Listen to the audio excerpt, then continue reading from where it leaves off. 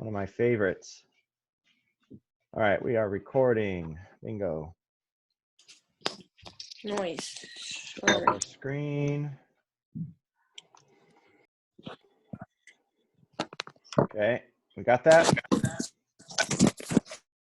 World War II, pretty hard to fit it all into, it's a huge topic to fit into one 5-paragraph paper, but that's why we'll just focus on the big things. So you could study it all your life. Keep learning stuff about World War II. Okay.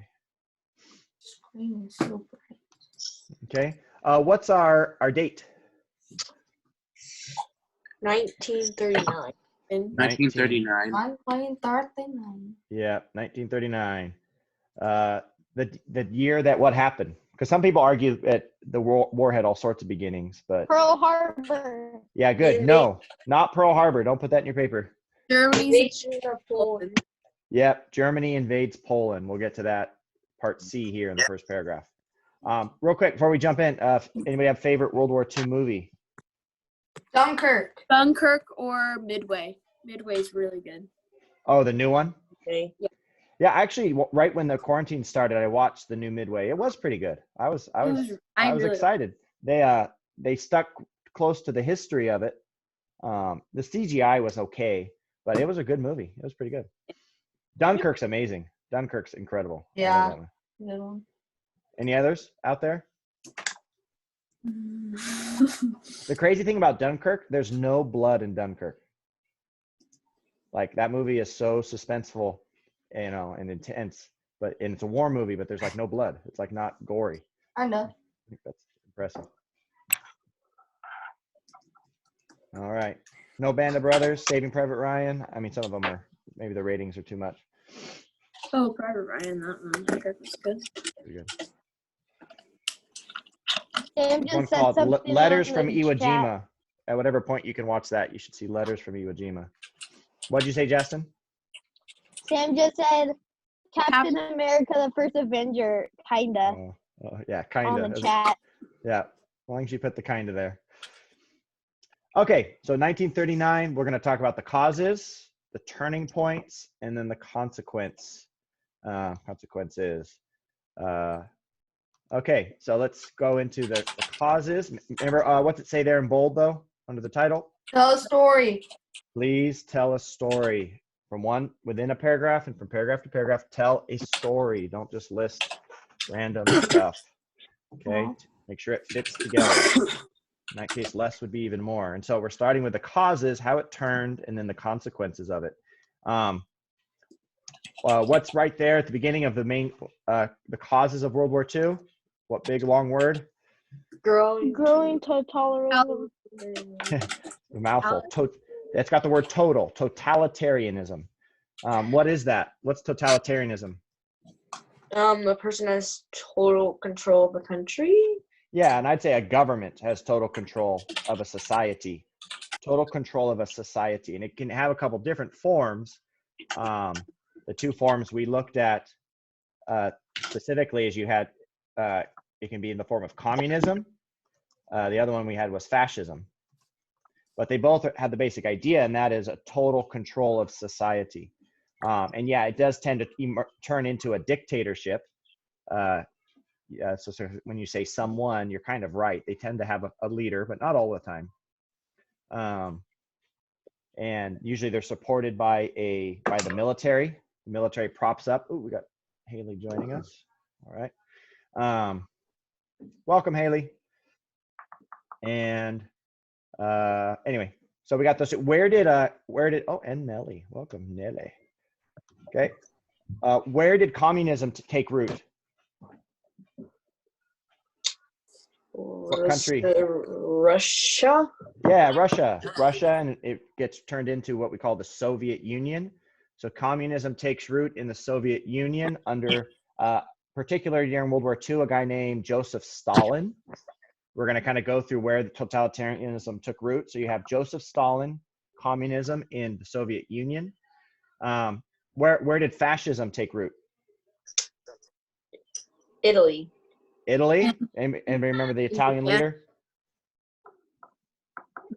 Benito or something? Benito Mussolini. Benito Mussolini was the fascist leader in the in Italy. And then what other two countries? Germany and Japan. Yep, Germany and Japan. Nazi Germany under Adolf Hitler, and Imperial Japan under, anybody remember this guy's name? Hideki Tojo. Very good. Hideki Tojo. Make sure you look up the spelling as you write your paper. Okay, so you have those countries turning to this idea of totalitarianism, which is that the government should take control of society. Why? Why did these types of governments, and we're talking about, make sure you get the period right, the 1930s is when this is happening. Why did this become so common? Because of the aftermath of World War I. Yep. And so there was a lot of people were questioning the previous systems, particularly democracy. Democracy seemed too messy. Democracy seemed too unstable. Too much arguing. Too much wasted time. And what happened to their economies? Kind of collapsed. Yeah, weak economies, depression, a Great Depression, not only in the United States but around the world. I guess we talked about that last week. And so you have people saying, you know what, that a lot of you talked about the Western civilization losing faith in itself after World War I, or with Hitler becoming chancellor. And so now they're saying, well, you know what, let's turn to communism, or let's turn to the Führer, Hitler in Germany, or let's turn to La Raza, the race. The Italians have this cheer called La Raza, that we are the race meant to rule the world. And so you have this growing totalitarianism. Secondly, the cause, because that's part of the cause, but one thing people don't realize is Hitler could have been stopped very easily at first. His country was weak. He was weak. He was somewhat unpopular at the beginning. He hadn't eliminated all his opponents. They had no army. They are very weak, but they could have been stopped. But what's this idea of appeasement? Oh, he told the people that he would like make Germany back and be a better nation. I think For him. Yeah. Appeasement is when you give somebody what they want so that there's no conflict. To avoid a conflict, you give somebody what they want. The example I always give is of the kid who throws a fit in the checkout aisle at the store because they want the candy at the checkout aisle or something. And the kid's embarrassing the parent. And rather than have conflict with their kid, they just give in and say, okay, here, I'll buy it for you. Okay. Maybe you've tried to do that to your parents. I know I did. That's appeasement. That you give somebody what they want because they don't want to have conflict. And that's how the democracies, particularly Britain and France, treated Hitler. Is they said, you know, we don't want another World War I. We don't want to fight. World War I was traumatic. So even though they saw Hitler doing things, Hitler goes, I'm going to retake this territory. Oh, the little doggy. Jack, come on. He goes to retake this territory called the Rhineland, which is between them and France. And they said, you can't have that. And he goes, I'm going to take it. And then he says, what are you going to do about it? And they go, nothing. Okay, you can take it. Just be happy. And so he reinvades this territory called the Rhineland. He starts to build an army. And they go, hey, the Treaty of Versailles says you can't have an army.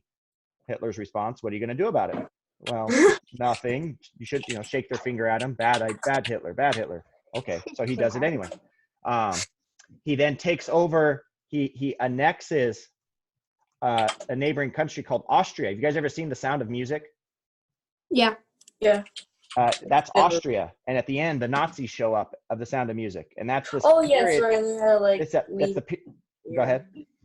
There we go. Yeah, they had to leave after that. It was kind of dramatic. Yeah, they have to flee the country because they don't want to live under the Nazis. That's because Hitler says, you know what, Austria should actually just be part of Germany. And he annexes it.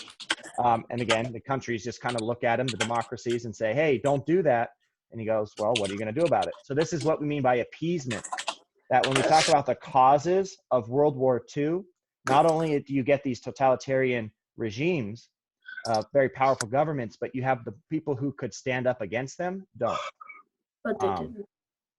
And then one other famous example is he invades, I'm listing these because I can't remember if they were very much in the slide deck, but he invades Czechoslovakia. And this is the most famous thing. They tell him, you better not invade Czechoslovakia. And so Hitler does it. And Hitler thinks they're going to declare war on him. He's like, these guys they're finally going to just stop me. And then instead they go, all right, you can have Czechoslovakia, just don't do it anymore. Hitler's like, these guys are punks. Like, these guys are wimps. They'll let me do whatever I want. He began to, again, think democracies are really, really weak. And so it was that appeasement. And the U.S., to add the U.S. to this, the U.S. Isn't appeasing, but the U.S. is isolated. Isolationism. The U.S. is watching this happen, but they're like, hey, we're not getting into your business, Europe. If you want to destroy yourselves, go ahead, but we don't want to get involved. And so it was their lack of intervention and their lack of putting their foot down when Hitler started to do little bad things that allowed him to grow so powerful and for this to grow into a huge world-sized war. And so that's really part. I mean, in Japan, you could put the same thing for Japan. What country did Japan invade? China. China. Japan invaded China. And the U.S. just kind of, again, hey, don't do that. And they stopped trading oil with them, which does hurt Japan. But Japan was like, they don't want to come fight in Asia. They'll just let us do what we want. And to a large extent, and for several years, that was true. It wasn't until they made the mistake of coming after us directly that we got into the war. Okay. So that's that appeasement and isolationism. And so then we call this the final straw is when Hitler invades what country? When does war finally break out? Poland. Hitler finally invades Poland September 1st, 1939. And that's when England finally declares war on him, and France, because they said we're going to support Poland. And so he actually invades it. He invades half of it and makes a deal with Stalin in the Soviet Union that Stalin can take the other half. And so Germany and Soviet Union actually start the war out as allies, splitting up Poland, each taking their half. You guys remember what's the name of the German warfare strategy? Like their tactics of rushing in really fast with planes and tanks. Blitzkrieg? Yeah, you want to list that. Blitzkrieg. That's German for lightning war. Blitz and then Krieg is war, lightning war.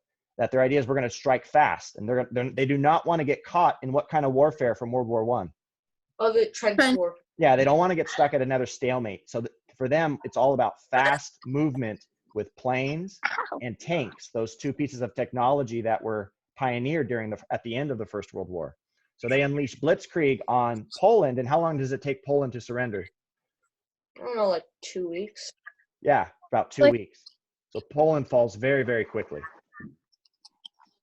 And that's kind of our marking point of the first official the war in Europe. Is the U.S. involved at that point? No. No. Is the Soviet Union involved at that point? Yes. Yes. Well, yes and no. I'm going to say no because they weren't fighting the Germans. They were involved in that they took their little piece of Poland, but they had a peace treaty with Hitler, which is an important point. And so they called it a mutual non-aggression pact. And so really, two of the two premier powers, the Soviet Union and the U.S., are not in the war at first. And that's going to be important when we transition to our next point. Because it might have not become a world war even at that point. It might have just stayed another smaller European war.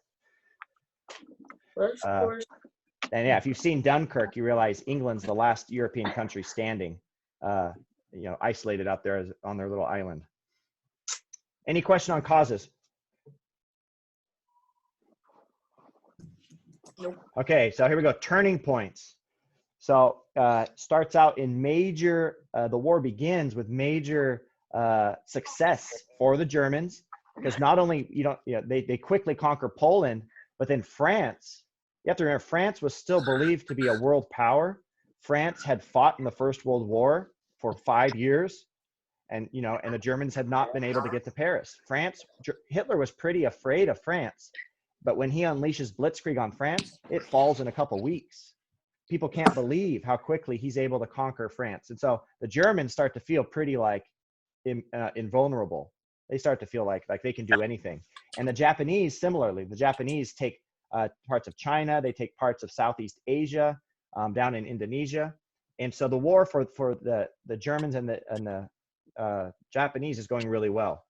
So in the next paragraph, though, we want to look at how did that change? What caused the shift in momentum in the war? And there were kind of 3 turning points we're going to focus on. What's that first one? Pearl Harbor. Pearl Harbor. What happens at Pearl Harbor? Japan. Japan directly attacks America's navy. Yep. Japan surprise attacks America's Navy. Pearl Harbor's in Hawaii. Anybody know the date?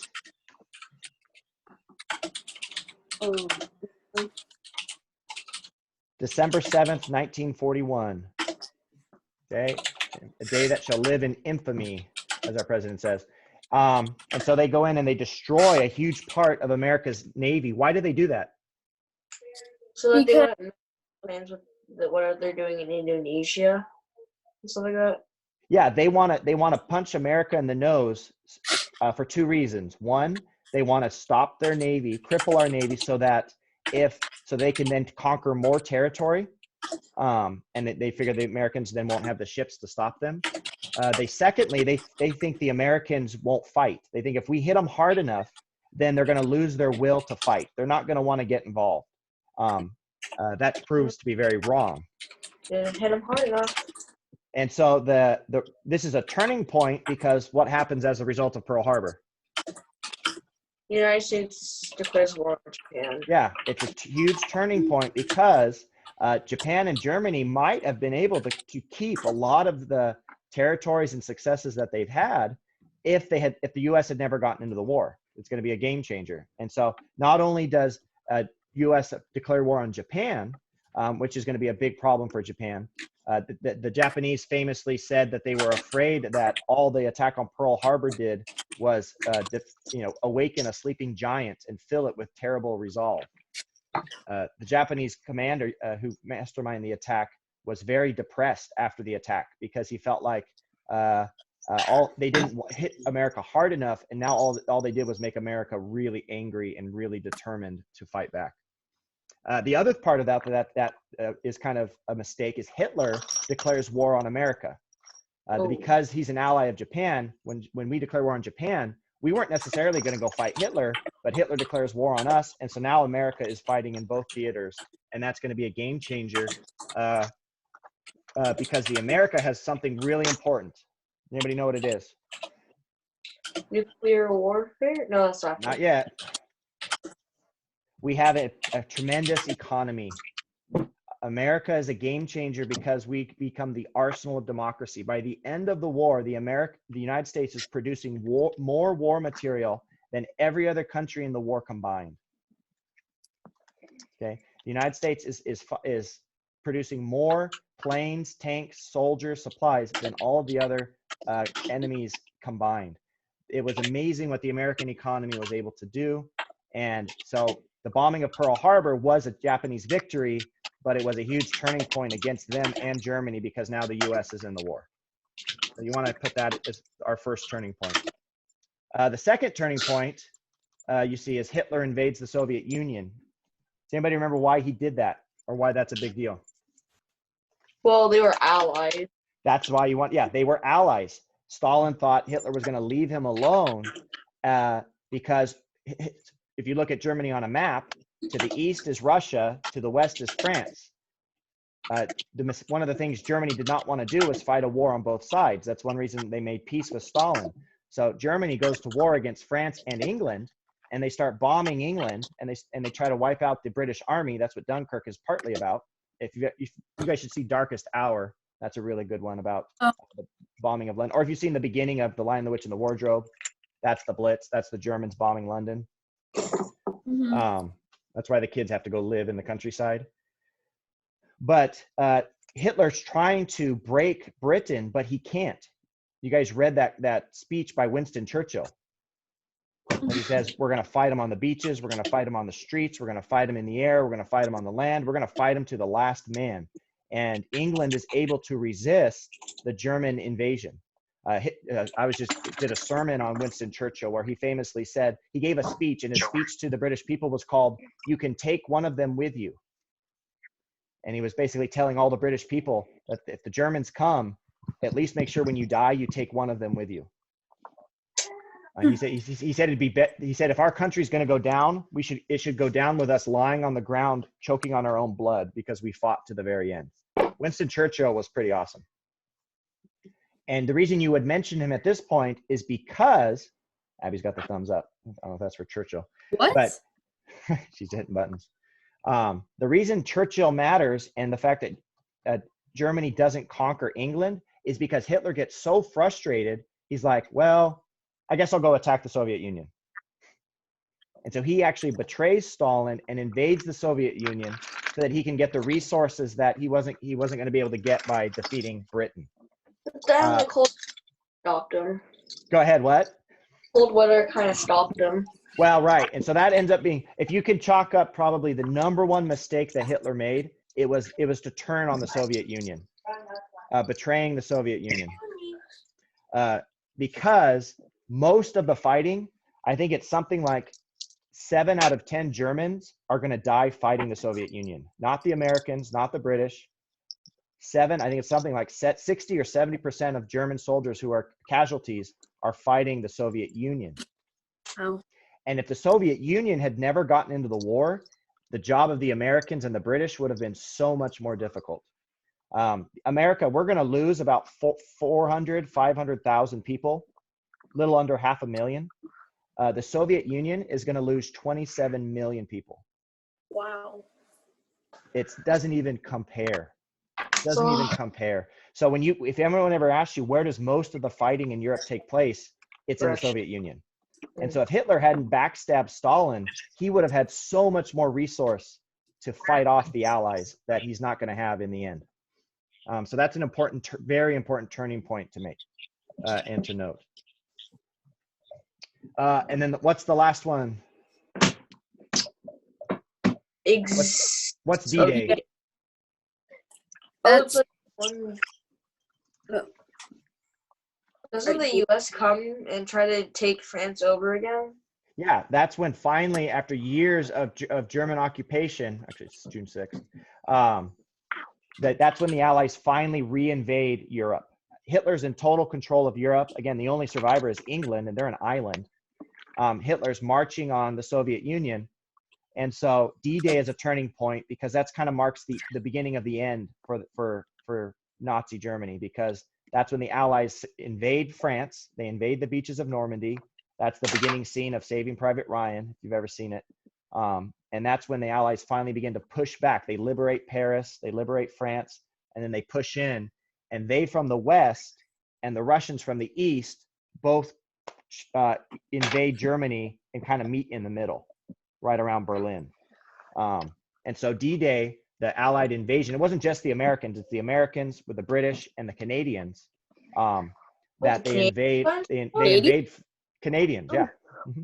Oh, wow, I didn't know. When Britain's standing alone, Churchill gives this beautiful speech about, even if we fall, our empire around the world will come and save us. Places like India, Australia, Canada. And so, yeah, Canada, yeah, a lot of Canadians fought in World War II and helped invade on D-Day.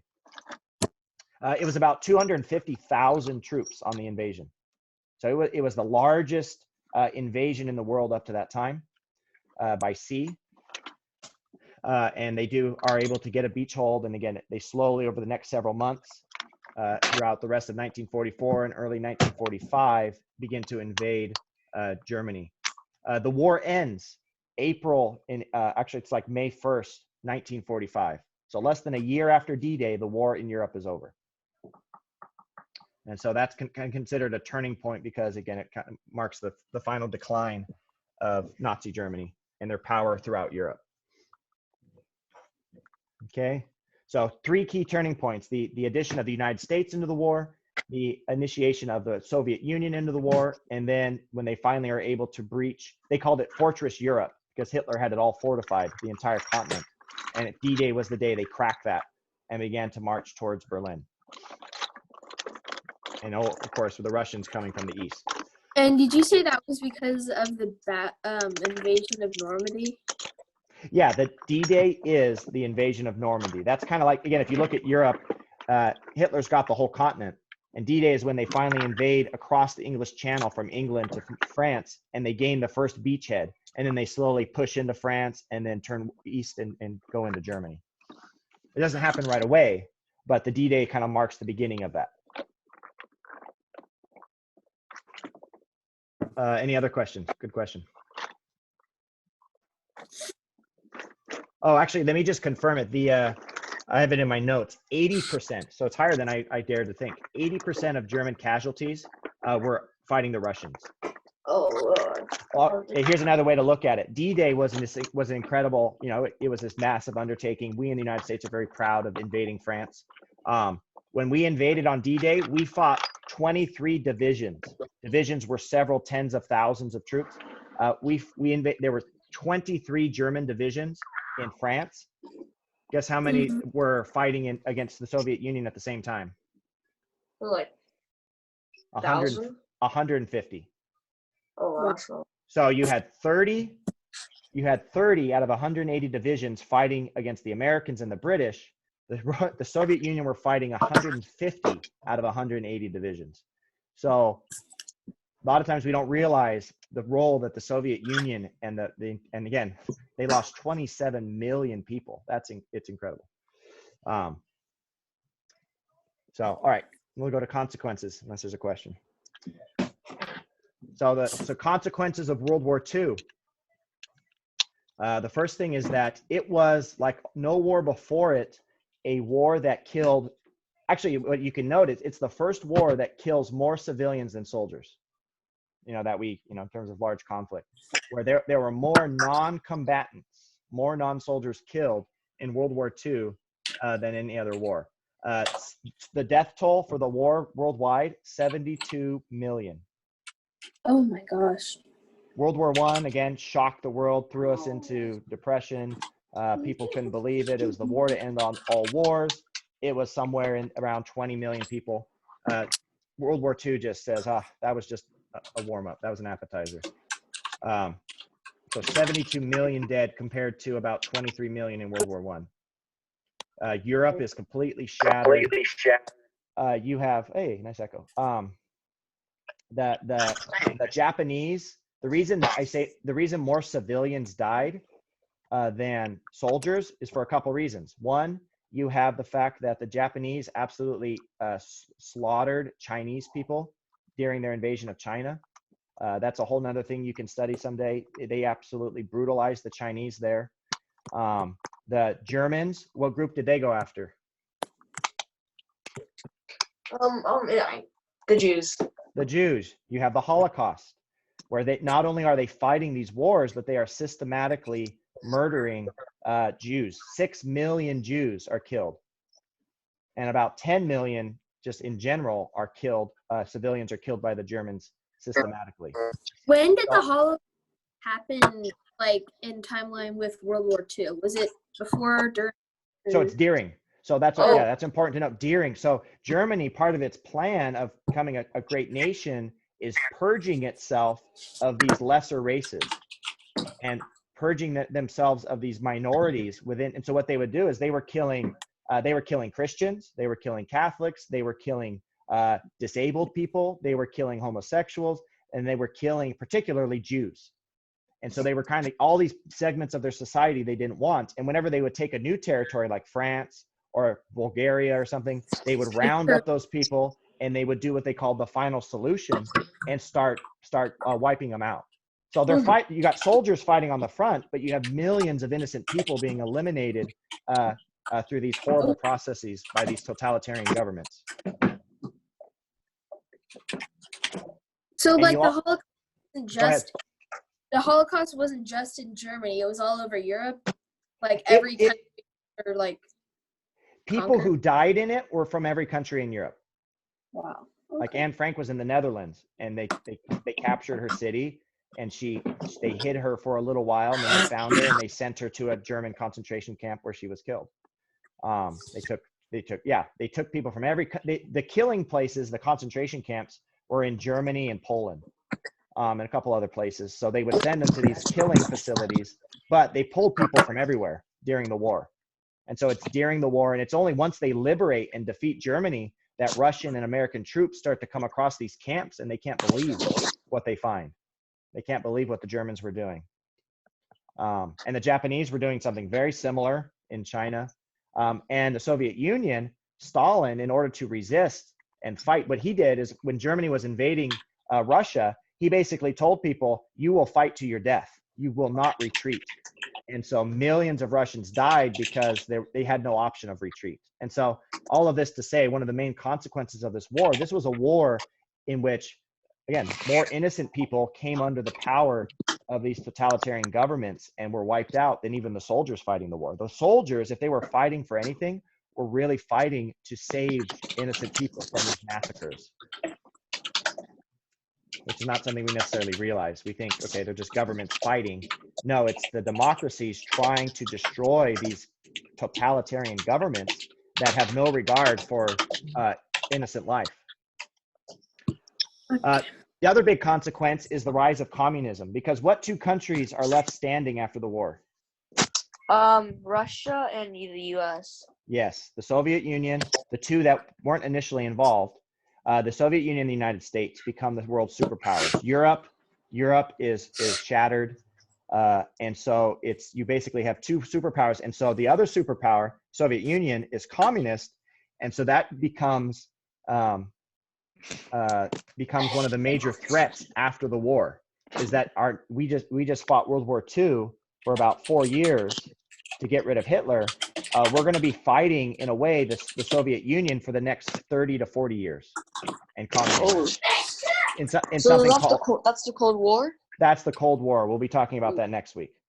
And so one of the consequences of World War II is this next conflict known as the Cold War between the United States and the Soviet Union. And then the final consequence is more of an attitude or an idea, and that's this idea of existentialism. Was anybody able to get a meaning for existentialism? Would it be valuing people's freedom, liberties? Or no? Well, there's this idea. They basically decide that. Go ahead. No, never mind. Sorry. It's a rejection of all meaning. Kind of it's this idea that existence, which is the word in there, existence has no meaning, and that anybody who tries to tell you that life has a meaning is just making that up and maybe trying to control you. They reject, the idea that of patriotism. They reject the idea of religious ideas, and they reject the idea of truth. The other way is the idea that, is there an absolute truth? They would say no. They would say everything is relative, that the only thing that's real is what I want. The only thing that's real is what you feel. The only thing that's real is your experience, and anything beyond that is meaningless. And so there's this kind of again a doubting, a rejecting of meaning and purpose, and even again God's sovereignty over history, because again what we've just talked about, looking at communism, looking at the Holocaust, looking at how many people have just died again, looking that this is the second time we've done this in about 30 years, World War I and World War II. People are just like, we're horrible. Human beings are a mess. And so existentialism is just kind of this expression of feeling like the life doesn't really have any meaning besides what I want to make of it. And that's going to cause a lot of people to drift away from Christianity, because Christianity teaches kind of the opposite. America did fall under that, right? Well, I would say a segment of it did, and I'd say a segment of our colleges and our leaders and people who like that, not leaders but cultural leaders, fell into that, where the idea that now all of a sudden our education system and our media and our movies are no longer going to be promoting what we would call maybe traditional Judeo-Christian values, Western civilization values. Now they're going to start teaching, that's actually a bad thing. It's actually a destructive thing. They're going to start questioning whether America is a good thing or not. Even though, again, the average American maybe doesn't feel that way, but now all of a sudden there's this thought, there's this existential thought, and it's going to slowly grow through particularly education, but also through movies and stuff. So it does infect America, and we're still dealing with that. The declining faith in places and segments of the United States is a result of that's why I'm putting it here, is a result of this existentialism. It's a problem. And again, it goes all the way back to that idea of, anyway, I won't make it more complicated than that. Okay, any questions on the consequences? All right, so what? You got them right there. World War II matters because to date, it's the worst worldwide event in human history. As far as what human beings doing it to each other, it was a total war. We've already talked about how horrible it was, violent and destructive and shocking. And again, it was a great victory. I believe the democracies proved they were better than the totalitarian governments. Hitler was wrong. The Japanese were wrong that American democracy was weak. But it was a shocking, difficult event. And that's kind of the second one. It's a result. It matters because going back to paragraph 1, it was only possible because people thought they had a better idea. They had thought, you know what, democracy isn't that great. Freedom isn't necessarily that big a deal. Individuals aren't as important as a strong government, as the collective, and that they had begun to turn towards and trust, whether it's communism or fascism, big government. Big government will save us. That's what we all talked about all last week on our, Hitler becomes chancellor. That World War II is the result of people basically saying, I don't know if democracy and freedom are really that important. Kind of like right now, coronavirus, what's more important, our safety or our freedom? Well, those are two things we're always trying to balance. And World War II was kind of the result of going too far in the direction of letting government and totalitarianism spread. Democracy fought back and won, but maybe it could have been avoided if we hadn't been if we'd been more confident going into it. And then the last one is is just the shift in power. Since the Protestant Revolution, Europe had become a world power. World War II really marks the end of European power, and it shifts to the United States and to the Soviet Union. Which again is going to lead to a 50-year conflict called the Cold War. So there's a big shift in world power, and the U.S. really becomes kind of the center of Western civilization. That United States kind of becomes the banner, the flag carrier for Western civilization, because Europe has exhausted itself through the 2 world wars, and they're not really sure what they believe in anymore to a large extent. They're not so sure Western civilization was a good idea.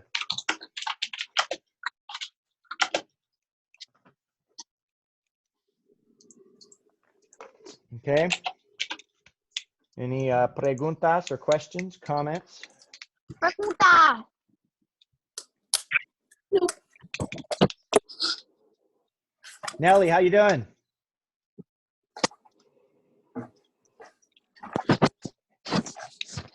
Haley, how you doing? I'm good.